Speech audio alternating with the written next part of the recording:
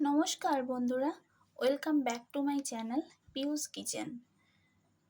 আজকে আবারও চলে এলাম। তো সবার আগে তোমরা বলো, তোমরা সবাই কেমন আছো? আমরা ভালো আছি। আর আজকে আমি চলে এলাম আবার একটা ময়দা আর ডিম দিয়ে একটা মজাদার টিফিন বানাবো। দেখো, খুব চটজলদি হয়ে যায় এটা। এর জন্য লাগছে 1 কাপ ময়দা, 2টো ডিম, আর পেঁয়াজ কুচি, গাজর কুচি, টমেটো কুচি, লঙ্কা কুচি। এই সবজিগুলোই আমার কাছে ছিল, তাই জন্য আমি এটাই দিয়েছি।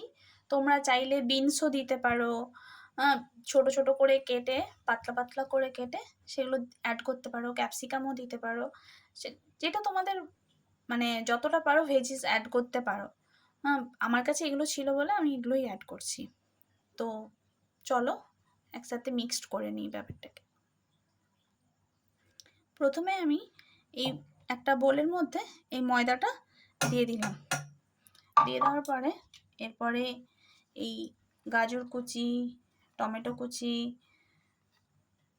পেঁয়াজ কুচি, লঙ্কা কুচি এগুলো দিয়ে দিলাম। এবার এতে ডিমটা মিশিয়ে দেবো।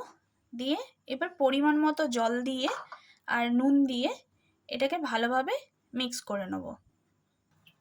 এই দেখো, সব সবজি, ময়দা, ডিম সমস্ত কিছুকে নুন দিয়ে আর জল দিয়ে আমি ঠিক এইভাবে গুলে নিয়েছি। দেখো, কনসিস্টেন্সিটা ঠিক এই রকমই হবে। এই দেখো, আমি গ্যাস জ্বালিয়ে গ্যাসের মধ্যে একটা ফ্রাইং প্যান বসিয়ে দিয়েছি। ফ্রাইং প্যানের মধ্যে 1 চামচ মতো সাদা তেল আমি দিয়ে দিচ্ছি। তেলটা গরম হয়ে গেছে। এবারে আমি এই যে ব্যাটারটা আমি গুলে রেখেছিলাম, এটা আমি এর মধ্যে দিয়ে দিচ্ছি। দিয়ে এটাকে ভালোভাবে স্প্রেড করে দেবো।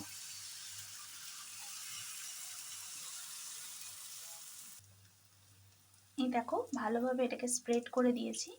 এবারে এটাকে ফ্লেম কমিয়ে কিছুক্ষণ আমি হতে দেবো। এই দেখো, এবার আমি এটাকে উল্টে দিচ্ছি। এরকম একটু লাল লাল করে ভেজে নিতে হবে এটাকে। এই দেখো, সুন্দরভাবে ভাজা হয়ে গেছে। এবার এটাকে আমি তুলে নেব।